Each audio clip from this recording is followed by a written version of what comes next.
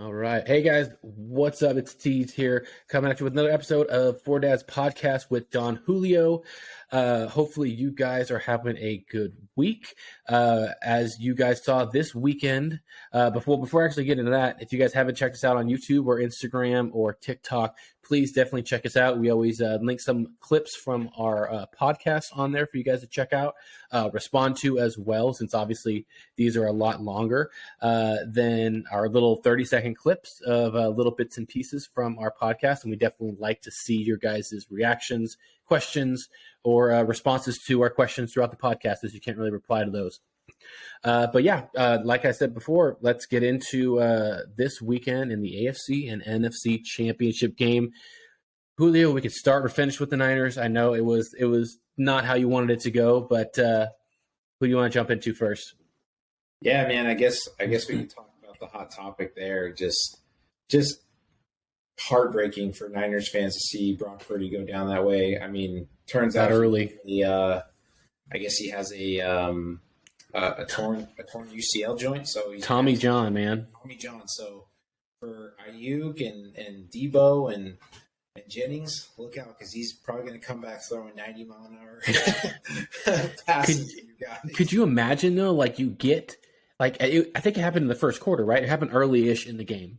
And, he gets hit in the elbow and you're like, oh, I see a lot of those happen and I cringe every time. But so far back.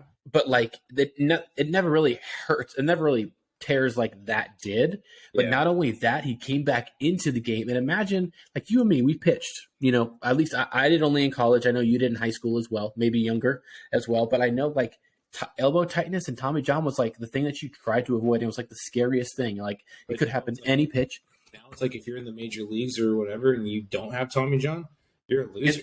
You're definitely an outcast. You're ostracized, and it's bound to happen at some point, But it's just crazy for him to come back into the game with a UCL. It's like they obviously knew they weren't going to pass the ball, but imagine trying to throw even though a baseball is totally different than football, but just anything with that arm. Yeah, that would. I mean, dude, even I don't know, man. I mean, it was just unfortunate to see it go down the way that it did. I also feel like there was a lot of calls. I mean, the opening catch that Smith made, for the Eagles, he lost possession of the ball, but because he was huddle it back up, they couldn't even get a chance to review it. Nothing. I mean, one, it sucks to see that, but two, it's dude, great sense of awareness, knowing shit, that could go for a review and we could lose the big play. You just got. I mean, it's great on both ends, and I think it was Travarius Ward that was on him, who was or no, was it Jimmy? It was Jimmy. Jimmy Ward, yeah. Jimmy was on him, and Jimmy had him covered. That was just an amazing catch. The guy was I think he was a Heisman. Yeah, he was a Heisman winner or contender. He won it. He won the first receiver in years. Yeah, he was at Bama, and so it's again, just an amazing play, but ultimately it was it was wow, you're mad, but then you're also wow, I mean, to him. Those situations are really tough. It's easy when you're sitting in my opinion, it's easy when you're at home sitting watching the game and you get all those replays and you're like, why aren't you throwing the flag? Compared to you're that coach that has that challenge flag, that if he throws it and that guy is just doing that, knowing hey, I caught it, but let's get up to the line. Let's make him think that I didn't catch it. Let's have him lose a timeout. Because that's happened before where it's get on. And then they challenge it because oh, he doesn't look like he had it. And they lose a timeout. People are like, why did he challenge it? He had the ball, and it's so hindsight 2020. I mean, really any sport is hindsight. Every couch quarterback is oh, I could have thrown that easier, better pass than that. But it's in your thing, it's yeah, you could have looked at it that way, that he thought he dropped it. Or, I mean, especially with the way your defense has been playing lights out the last 10 games. I mean, I feel especially also with his shoulder injury, Jalen Hurts, that I think you guys just tried to let him throw all game and he couldn't throw. But because you had no offense, it didn't matter. So if Purdy was in yet. I felt there was a lot of calls from the defensive side that were just are you kidding me? Are you kidding me? There's no way. Are we talking about flags? Or are we talking about the positioning that they called? For sure. Okay. There's a few of them that I was just like, there's no way, dude. Like, and a lot of people were saying, obviously I think everyone was saying that the Bengals Chiefs game was like rigged. But we'll get there. We'll get there. Get there. I don't know. I just feel like we just straight up just got beat. And, I think Kittle said it best at the end, which is like when that reporter asked him, how does it feel? How does it feel to stupid questions? Not have a quarterback, and he was like, stupid questions. It fucking sucks. Like to win an NFC Championship like that with literally not even being able to contend. And bro, oh my god, Josh Johnson, San Diego State, Oakland kid, like, bro, you've been a practice squad guy your entire 6 years in the league. And here you are. He's been there for like 12 to 13 years, man. He literally came out with so much hype out of nowhere. And he's been like that. Maybe I only heard about him. He's been at like 12 teams in the NFL, dude. It's nuts. But like, he had so much hype, but he just never lived up to it for whatever reason. Just never did. Bro, but that snap on the hands, I was like, I told my wife, I was like, man, gosh, that center is horrible. Why was he trying to snap it right to his hands? What was he thinking? Like, my bad, dude. I should have given you one over your head. Like, I did not think that right in your face. But even like the first pass that he threw, trying to hit McCaffrey at the middle, it was like, or no, he tried to hit Debo, and bro, he like threw the ball so far in front of him, and it's like just the way he was coming out of the pocket, like taking his little 2 steps after the snap. It was like, do you even know what you're doing? Like, he looked so slow and so uncomfortable. Right? Even like his throws were like.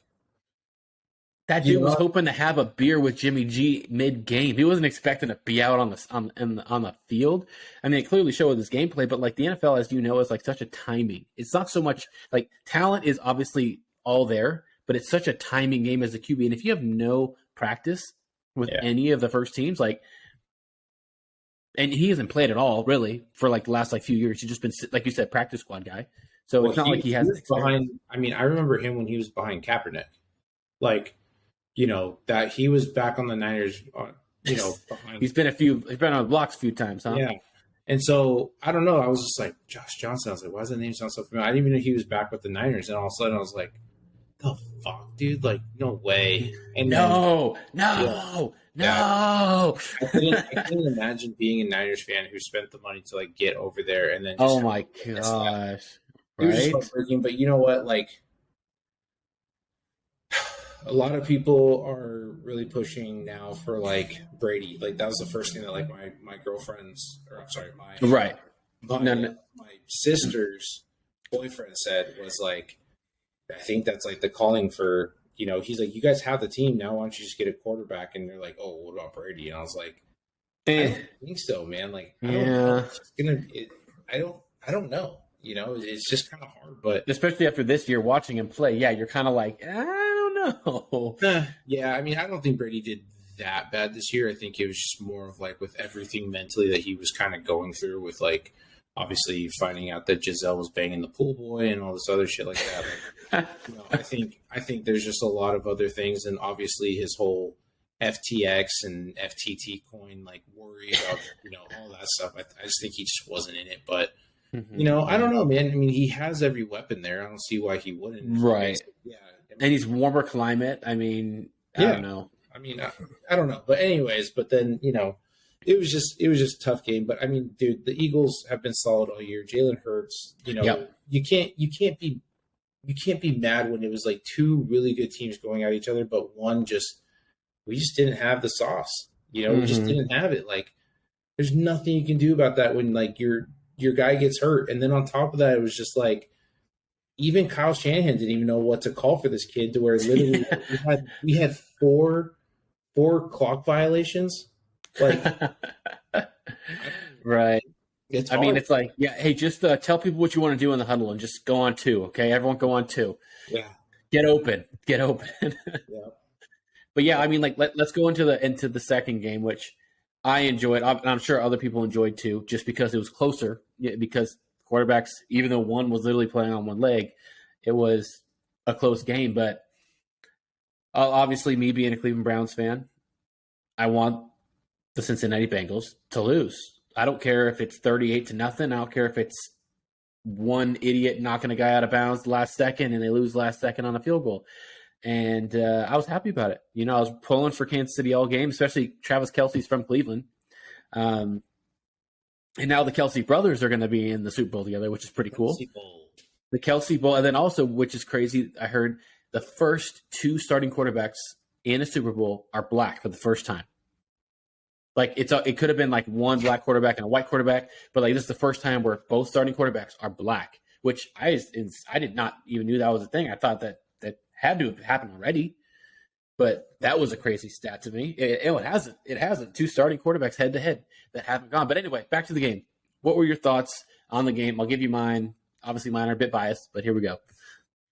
I thought it was a good game, but it was just like the one that really sticks out to me was how they called Joe Burrow's forward pass an intentional grounding, and then Mahomes does the same thing, and they don't even call it.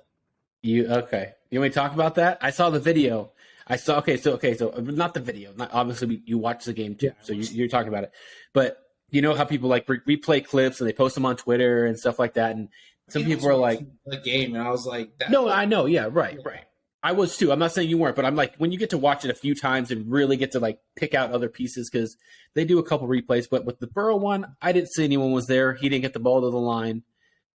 As there wasn't someone as close from when Mahomes, when he threw it and where it hit. Kelce was actually coming towards the ball. He was coming towards him. And I don't know if it was last second or what, but it didn't look as bad as people thought. I know a lot of people were like, man, Kansas City got all the calls, and look at how many holding calls were. Which was your favorite holding call on this play? There was like 3 holdings or whatever. And like all day today when I was driving to work there and back, listening to Fox Radio, Colin Cowherd, Doug Gottlieb, they were just saying, the farther you get in playoffs, whether it's NBA, not MLB, but like NBA or NFL, they call less because they try not to be as as influential. Obviously, they still ended up influential in the game. Everyone could tell you that. Like that last call really obviously sealed it. But you watch some of these games, and they're like, yeah, like 2001 or 2000 when it was the Rams versus the Patriots, Brady's first Super Bowl against the show on turf, the LA Rams or St. Louis Rams at the time. He's like, they were like dogging and just knocked the crap out of their wide receivers. And they weren't calling it all game because they were like, hey, just going to let you play. And so they weren't calling it, so they kept on doing it. But any other game, they would have called it. But the higher the quality, they tried not to do as much. And I guess there were some rules, like Joe Thomas, a big, like he'll be eventual Hall of Famer for the Cleveland Browns, left tackle. There's a rule that says if a defender goes in with a swim move, that the offensive lineman is allowed to like grip him a certain way that looks like an obvious hold, that like if you watch like every edge defender come in, it looks like they're getting held like almost every single play. Like especially I'm sure with you when you watch Bosa, you're like, why wasn't that a hold? Like Myles Garrett, you're like, what are you yeah, you're like it's in front of you, like how are you missing this? But apparently there's legitimately a rule that allows offensive linemen to hold if they try and attempt a swim move, maybe because it's so quick or whatever, where it's so hard to not do it. And I was like, okay, well, obviously a normie like me or someone who I thought knew football pretty well, I was like, I never heard of that rule. But there are some things in the game that I guess eliminated. There was maybe a clipping call that was missed on the final punt return that wasn't called, but the main one, the late hit out of bounds, you're at home, you're in Kansas City, Patrick Mahomes, he's Patrick Mahomes. Tom Brady would have got that call as well. If it was Baker Mayfield, they would have just let it play out. Mahomes is also on one foot, on one leg. He's injured. So, they're trying to keep him not hurt. They want him to stay in the game. He's an asset to the NFL. If he gets hurt and they make it to the Super Bowl, who are you going to watch? Like, who's their backup quarterback? I bet you couldn't even tell me right now. So, like, it would be maybe like the Niners-Eagles game where they just get blown out and it's not even entertaining. They don't get the views. They don't get the money back that they want for all the views and everything like that. So that was a stupid decision, which is tough because some guys try and, cut it back the last second to gain an extra yard or two. And it didn't work out. And Joe Burrow, man, I love how good he is, but I hate that he's not on the Browns and we have to face him every year. But I also love that he's 1-4 versus us, and he's never beat Baker Mayfield. How crazy is that? Yeah, that's a stat I didn't know. But like, I was listening to Pat McAfee earlier today too, and he blatantly, this is coming from an ex NFL football player as himself, but he blatantly thinks like, yeah, some of these games are for sure rigged. He's like, but he made a point that was pretty true. He was like, if something like this were to happen, the amount of money and the amount of people that it would take to get into it is like, it would have to be an astronomical amount of money to pay somebody to do that, because the NFL is watched by millions, and he goes, and especially in like today's world where every clip is like considered a conspiracy. Everything that happens is like someone's gonna hit it on the nail, and you're gonna be screwed. And he was like, but I wouldn't put it past the management of the NFL. I wouldn't put it past the referees, because you have senior referees who have been in the league for years, who do NFC championships, who do Super Bowls. It's like he's like, the roster never changes. So he's like, if you're able to get somebody, he's like, you're going to get it. But that's my whole thing. I just felt like, okay, they just kind of, I felt like the game, they kept the game close because of some of the calls, but the very last game of the very last play of the game was kind of like you said, it was going to get called no matter what. Like, you're talking about probably one of the best quarterbacks in the league, already injured, going to the line. He's a step away from the line. You just put his hands on him, and it's just like, no, that's unacceptable. You can't do that to the franchise player. And that was just unfortunate to see it be called like that, to where then they get 15 yards. Now they're inside of a makeable field goal, and that was game. Right. But overall, it was a very, very good game. I enjoyed it. I wasn't as on the edge of my seat as I thought I would be for that game. I was just so, I think it was just because I was just so distraught from like the Niners game, and just seeing like having to sit there and watch that was just like, oh, man, that hurts. Right. But man, it will be a good Super Bowl. My pick for the Super Bowl is I'm going to go for the Eagles. I'm hoping that they pull it out. I'm going for the Eagles as well, dude. I know my elementary school teammate is the right guard for the Eagles, Isaac Sumalo. He's the massive Afro Samoan dude. If you ever see him, I played with him when I was 10. He was 6. He was the biggest kid on the team at 6. He had a restricted line on his helmet, meaning he couldn't touch the football because they knew if we handed it to him, no one could bring him down. Yeah. And like, this kid was such a nice kid. I was close with him. His dad was a coach at Cal Poly, a lineman coach at Cal Poly. And I played NCAA football with him at my house, and he would always be like, mismatch. He'd be looking for these little mismatches. He's got older brothers, and he was talking like, I'm like, what are you talking about, dude? Like, I just like throw to the open guy. Like, I don't know what I'm doing here. And like, he ended up being the number 1 center in the nation. They ended up moving to Oregon State. His dad got a job at Oregon State. He played at Oregon State, drafted there in the 3rd round. And I literally was getting my tires done one day, and I ran into my old football coach who coached us, and he's like, hey, do you hear about like Isaac? Like, he was like the number 1 recruit in the nation. And I was like, what? And it sucks because like, he has no social media, so there's no way for me to contact him, because we were good friends. I know we were like a gap, but like, his family was just such a nice family, such a warm, welcoming family. And I was happy to see him. He won the first Super Bowl with them when they beat Brady with Nick Foles. So it'd be cool for him to get a second one, but I'm definitely probably going to be going for the Eagles as well. Yeah. Regardless, I have no dog in the fight. The Bengals are out, so I'm happy. But in my opinion, what the NFL needs to do, and I don't know why they haven't done this yet, is force every single referee or head referee to interview after the game and answer questions on big calls, and allow refs to get fined on bad calls. It doesn't have to be crazy amounts of money, but just something to wake them up. Joey Wilson just said that. No, I've been saying that. I mean, he might have said that too. But I mean, like, it's a thing that people are saying on Twitter. Like the players have to talk about the game. You know what happened. Like on the guy who made the bad tackle on Patrick Mahomes has to face interviewers. Why'd you do that? What'd you like when he's probably like has tears rolling down his face? Yeah, I like so much emotion going through that, and you're gonna ask the guy why he did that. Like, what would you do in that situation? It's such a split-second reaction that, I mean. The dude is probably a stud, like a nice guy. It just worse bad time. Everything happened, and why not put the refs there instead of getting in? Because I'm a Browns fan. We get so many bad calls that we're literally useless. We get a bad call. We find out a week later, yeah, sorry, it was the wrong call. We're sorry.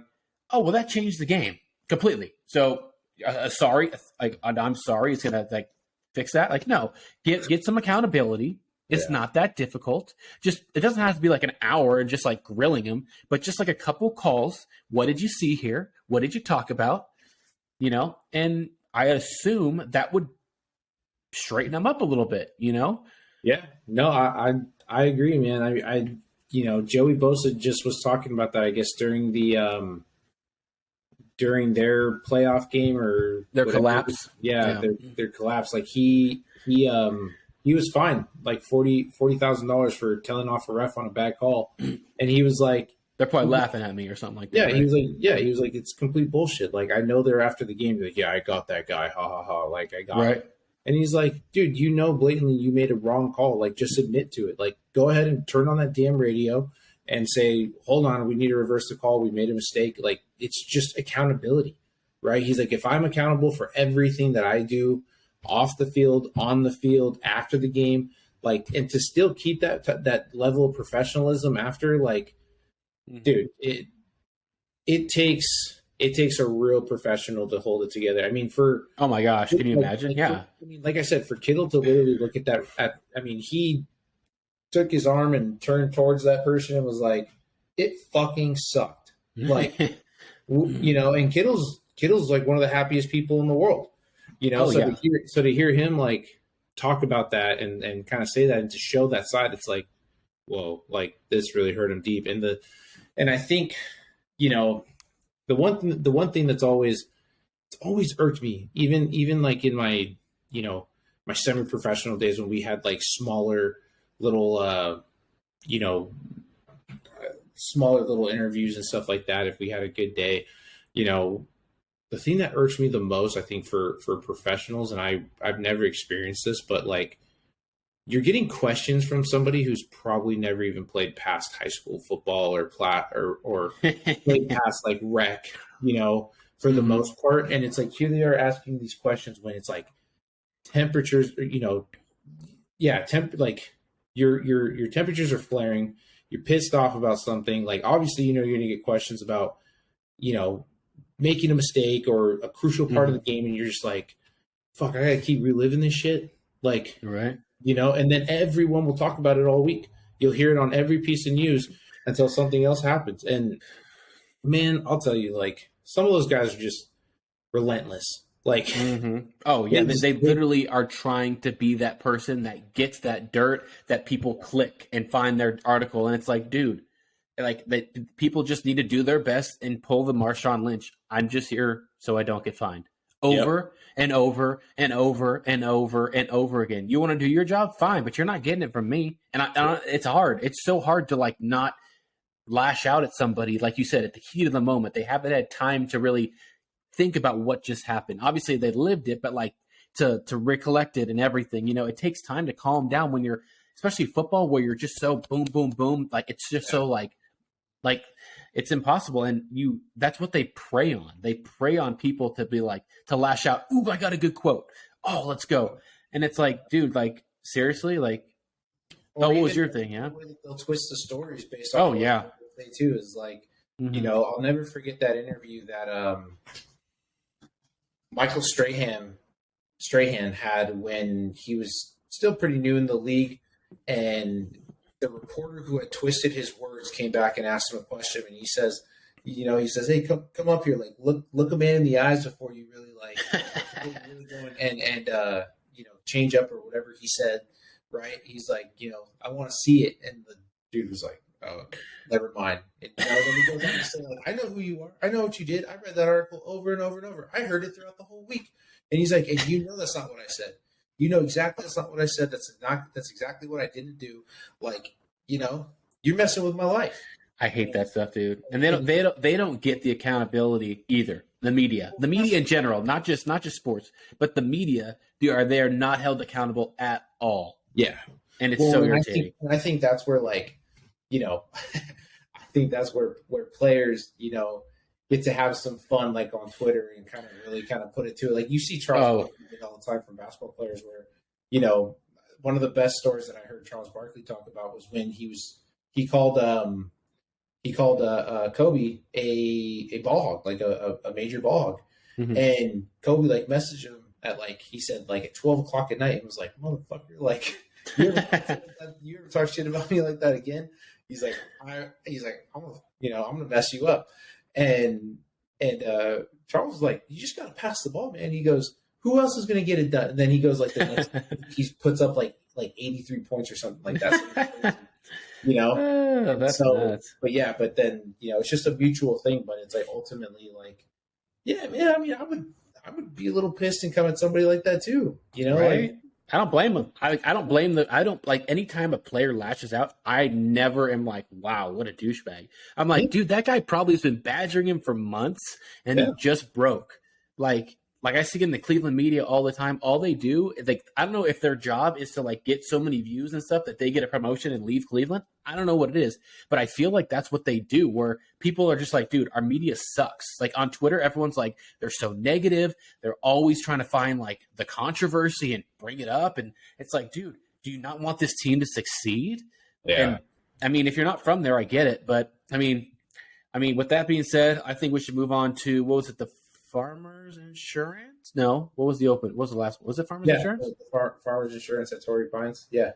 Dude, what a tournament. I thought it was cool that they had it started on Wednesday and finished on Saturday, so we don't have to juggle back and forth or have multiple screens on to watch the tournament and, watch the NFC AFC Championship games. So what'd you think about Max Homa coming back? Not kind of coming back, but he wasn't in the lead at the end, right? He kind of had to earn it. Yeah. I think that's, just getting down and gritty on the golf course, man. I mean, he just made it happen. But what I found was hilarious too, this is a little after, but you see Phil Mickelson and what he said. He's like, I thought the PGA. Oh, dude, that was hilarious. Yeah. Go for it. I thought they would, or they didn't allow shorts on the PGA Tour. He's like, and now you got guys wearing joggers. Like, what the heck? With a 4-inch gap of showing their ankle on, and that's allowed? Okay. Yeah, I thought that was hilarious. But did you see, what was it, Thursday or Friday? They had an in-round interview with Max after one of his drives. They literally put in an AirPod and they were asking him questions while he was walking to it. What were you thinking on that shot? How's the round been? I thought it was a really cool thing that I think CBS, if I'm not mistaken, that's who was doing it, not PGA, not the PGA or the Golf Channel, was trying to implement, talking, with the players and stuff. Because you see the players after a drive, if they like their playing partner, they'll talk with them down the way and then figure out the next shot. And I was like, that's kind of a cool little thing. Did you catch that at all? I didn't catch it. I mean, I'm not gonna lie, I didn't watch a lot of it this weekend, but like I said, it was just really. It was cool to see him win and just kind of it's Max Homa, man. The guy's just living his best life, having fun. Dude, he is the perfect, he is Twitter's best golf. Everyone on Twitter loves Max Homa. Everyone on Instagram loves Max Homa. Everyone on Bob Does Sports loves Max Homa. He is just the dude that I feel like you would want to spend a round with in the PGA Tour. He's just seems like a cool dude to hang out with. Yeah. New dad. And it was crazy too. I just saw that Bob Does Sports, so I'm sure everyone follows them or watches them, or if you follow golf at all now, they played around with Keegan Bradley within the last month or so. And then the previous person that they played with was Max Homa, the 1-2 in the tournament, because Homa won it, and I think Keegan was number 2. And it's just so crazy when have you watched the recent episode with Bob Does Sports with Keegan Bradley? Yep. Dude, Keegan Bradley literally seemed like a fanboy the whole time. He seemed so giddy, so excited to talk to Bob. And it just seemed hilarious how you usually see the young kids with the pros, just like so happy and excited, but he seemed even more giddy and happy. And I was just like, dude, this is hilarious. Like, seems like such a nice guy too. Well, the thing is that over at the Genesis, like, Bob is known for, not really trolling players, but I mean their videos that go viral. It's like someone always his comments, his little comments, like his comments, Finau, coming out with the salmon shirt, looking good, like never looked so good. Like, no one rocks the visor better than Bo Hostler. Hey Bubba, how was the mid round porta potty? Like, the guy is good. So everybody knows him. Even dude, the best one was where they were at the Open.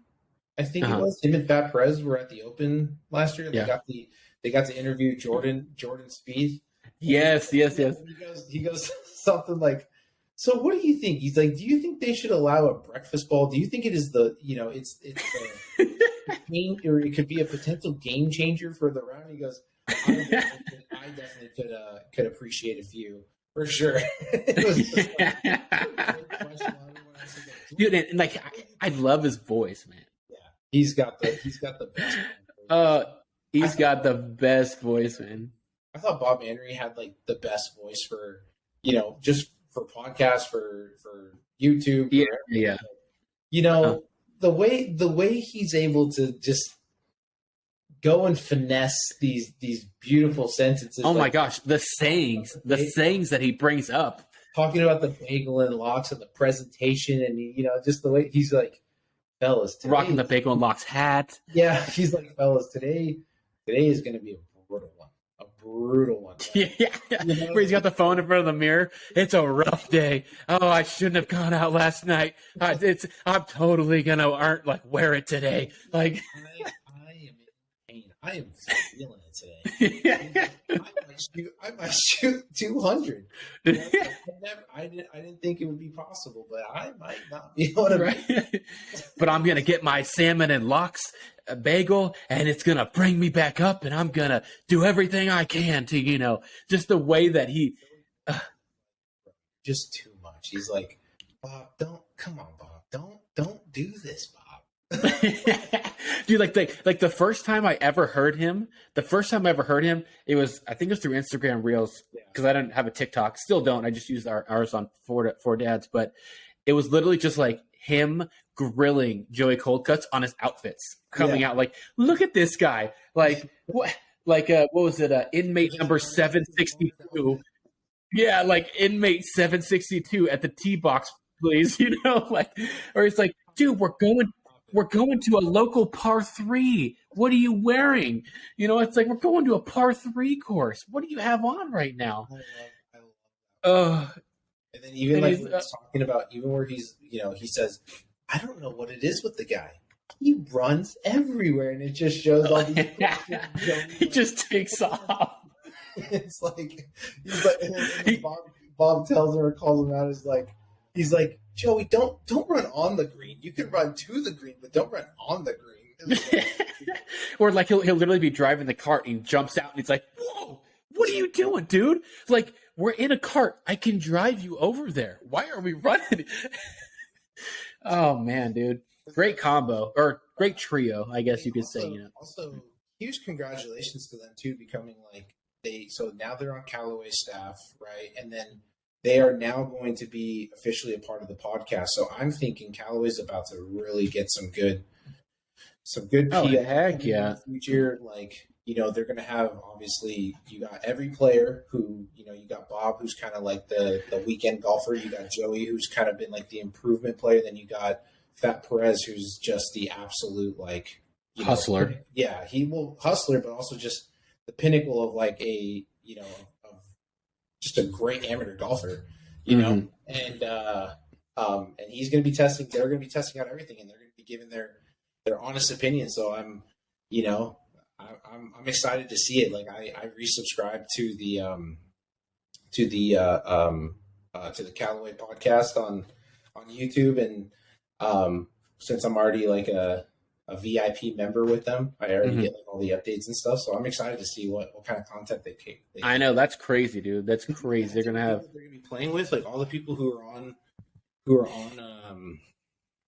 Callaway staff, like John Rahm. Yeah, John Rahm. Like, you know, they're gonna have all those guys out there with them, which would be cool to see them all play together. I don't know how John Rahm would be in a play like that. Compared, like Max Homa can like relax and have fun. Like Pat Perez, he can do it. But John Rahm, I don't know if he can turn it off, man. That guy is just probably right now, because he's playing some of the best golf I think he's played his entire career right now. He probably wouldn't be the time to like go over there. But I mean, you know, to potentially get an interview with Phil.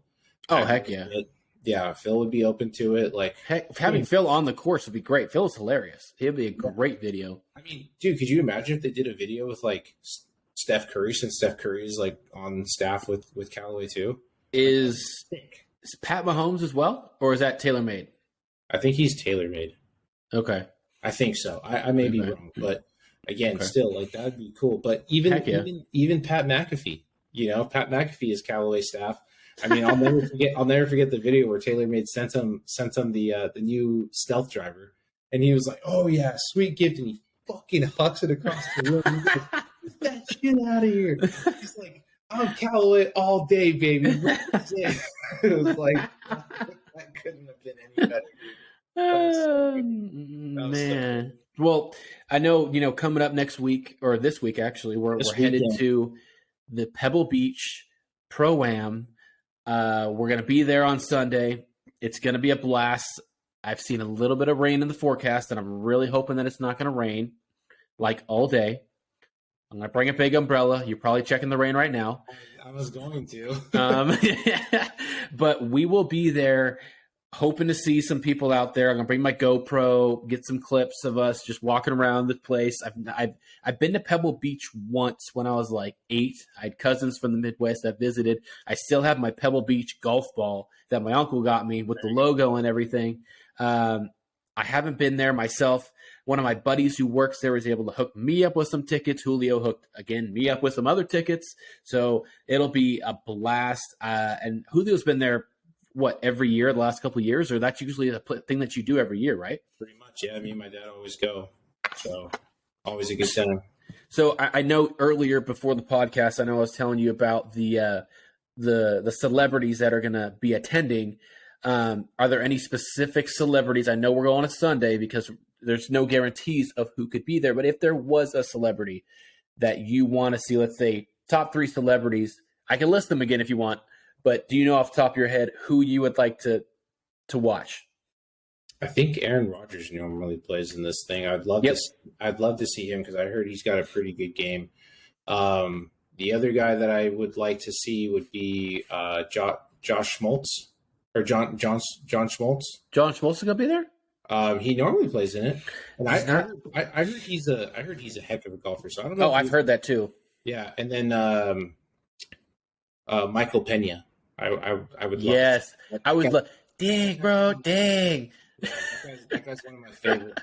He is hilarious, man. Oh, man. So solid around there. I'm really looking forward to hopefully seeing Josh Allen, local-ish boy from this area, you know, from Fireball. Yeah. Late ad because they couldn't make it past the Bengals. Let's see here. Who else is there? I think it'd be cool to see Macklemore because I know he does like he owns like Bogey Boys, rocking all like that old school. Is it Bogey Boys or does he own like? Yeah, started the clothing company. I mean, he might have other stuff too, but yeah. Obviously, I would like to see. What's that guy? What's his name? He was from Caddyshack. Bill Murray. Bill Murray. No? Yeah. Of course. I mean, yeah, he's a guarantee. He's hilarious. He's for the fans. He's a great dude to be around. I just don't know if he'll be there Sunday. Right. Yeah. No, he's not. Yeah. That's definitely a flipping the coin there. But for me, I think for my last one, I'm probably going to say Jason Bateman. I mean, not because I want to see him golf. I just want to see the guy in person, see how he handles. It's funny to watch people play when they're not like from American Pie. Jason Bateman, no, from what's the one that killed their bosses? Horrible Bosses. Yes. I'm thinking of Sorry, I'm thinking of some. You're not thinking of Stifler, are you? No. That's William Scott or whatever his name is. But Jason. Not Statham. No, yeah, but you're right. Yeah, go ahead. Okay, you know what I'm talking about, though, right? Yeah, I know who Jason Bateman is now. I mean, like, I think it'd be funny to see comedians or people that are more funny, like he does more funny stuff in a sport. And I'd also be kind of scared to see him play because I don't know where shots are going to end up. But like when they do bad, because golf is such a tough sport. Pebble Beach is not an easy course. Spanish Oak's not an easy course. Yeah. And, to see them miss greens, miss fairways, get frustrated, get pissed. Like Bill Murray, he's funny. He'll throw a club, like he'll just he's a comedian at heart and still on the golf course. But I think it'd be cool just to see some of these people in person that I really haven't been able to really see, especially being in where I am in the Central Valley. So it'll be a fun time overall. Yeah, for sure. I'm just excited just to be in the ambience of Pebble. Like, I mean, I think going with a friend and just being able to experience that, I think there'll be a lot more to talk about compared to what me and my dad have talked about in the past. It's always like a little mini golf lesson. He'll be like, why do you think he does this? Like, do you think that getting your hand here, then I'm like, I don't know, Dad. I don't know. I just have good hand-eye coordination from playing baseball all these years. I don't know what else to tell you. But I just think it'll be great. I mean, if it says it's going to rain a little bit, it may just be a little bit overcast, but I would just say bring an extra jacket. It does typically tend to be pretty windy over there if there is rain. Right. But other than that, I'm just excited. I'm excited to get myself. I'm gonna wear my Adidas Pro-am jacket from last year and probably wear my Pro-am hat from last year too. They're gonna be like, "Oh, Julio, what's up, dude? How you been? It's been a year. How you been?" I'll tell you this much right now. I probably will run into like a bunch of people every single year that I've gone ever since the US Open with my dad. I run into like customers, I run into old friends, I run into just tons and tons of people all the time. Not to like brag, but it's just been so consistent every time. My dad's like, "Did you call these people and tell them that you're going to be here?" I'm like, "No." He goes, "Julio, why aren't you playing, man? When you be playing, huh?" Yeah, I have gotten that question too. I'm like, "Nah, man, I suck. I should." Half the celebrities suck too. They're just famous, so. But they just have they have fat wallets, so they're like, "Yeah, sure, exactly." Celebrity tournament, no problem. Right? Yeah, it should be a good time. I mean, have you? Okay, I have a question for you. Having attended the Pebble Beach Pro-ams in the past, and having seen celebrities play, have you ever seen anyone get hit by a ball personally? Oh yeah. It wasn't at the Pro-am, but my dad and I. This was at the U.S. Open. My dad and I were lined up on 18, Oof. And I forget who it was. I think it was Tommy Fleetwood. Tommy, really? He hit one on 18 where like the wind was going across and all of a sudden it shifted and it was coming straight downwind. So I think what he meant to do was hit like a draw off of the single tree on 18, and the ball just kept coming. And I told my dad, I was like, "Hey, heads up, that's coming right at us."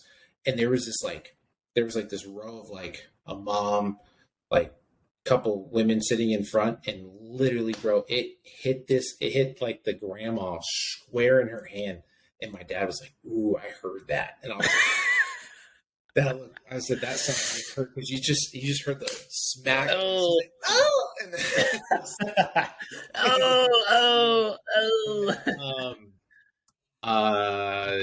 and and then I did see Sergio Garcia also on the second hole.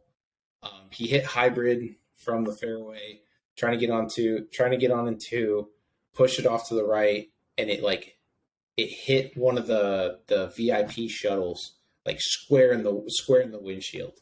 What? Yeah, and then it just bounced back out into the bunker. He gets up and down for birdie, and he was just like, what a great just how I drew it up, huh? Yeah. Literally, but I for the Pro-am, I've never seen anybody get hit. And I'm not going to knock on wood as long as it's not me. I would be okay with, witnessing that. I hope everyone's fine, but I'm keeping the ball. Yeah, right. What was it? What you ever seen that Phil Mickelson quote where he goes like, "Hey man, what the heck? Maybe get a bigger forehead, I'd be on the fairway." It was just a tad softer. I would have stayed in the fairway. Yeah. Yeah, dude. But oh man. No, I mean, and the thing is too is like Pebbles. There's only a few holes where you could really get dosed, and it would probably be like number 3, just because it's a sharp dogleg left. You could definitely. Is that the one where you go like 200 yards fairway, and then you have to go like 150 to 200 left, and there's like trees blocking you? Yeah. Okay. There's like trees on the left side, so you wouldn't even be able to hit. But then, like number 4, you could definitely get dosed because everyone wants to play aggressive, and since it's uphill and the wind's coming off, so there's like trees, you don't feel the wind coming off of the ocean. So it's like we could get hit on the left side. Probably 14 too. If someone drives it through the fairway, it'll bounce and probably knock you in the shin. But other than that, I don't think too many people get hit at Pebble. Dang. Yeah. Wow. Okay. Well, I mean, I'm definitely looking forward to it. I'm stoked. I can't wait. It'll be a fun time regardless if it rains or not. I know we're going to be covered from head to toe, but I feel like it's a good spot. It's a good spot right now to wrap up the podcast for today. Unless there's anything else that you want to add for the time being. No, man. Just excited for the weekend. I even had to like tell Isis like today. I was like, "Oh my god, the 5th is this weekend, right?" She was like, "Yeah," and I was like, "Oh my god, I got to go down to Pebble Beach on Sunday." She goes, "Well, that should be fun." Yeah, I know. So again, like I said, I'll bring my GoPro. Hopefully it doesn't get confiscated. I showed you earlier that they said there are no cameras, but like you said before, people have cameras. I'll bring one on Saturday to see if I get any pushback or anything, but it should be okay. But hopefully I'll be able to put together a video of our experience walking around with some players and stuff like that. And even if they tell you like the GoPro's no go, I mean, it's the galleries to walk around are pretty open. And since there's tons of sponsors where you could even go like up on top, get some good videos. I mean, you could even sit down and do like, we could even sit down and do like just a brief little, overview of what the experience is like in one of the lobby areas. Like there's tons of stuff, dude. So cool. Yeah. I don't think that anybody would have I don't think that a GoPro would be an issue. I've seen people walk around with them before, and they don't make any noise. They don't make any noise, but I think they're just worried. Like the one thing that they have flagged in the past that I saw like during the US Open was like the balance handles for like your iPhone, like when people are walking around with those.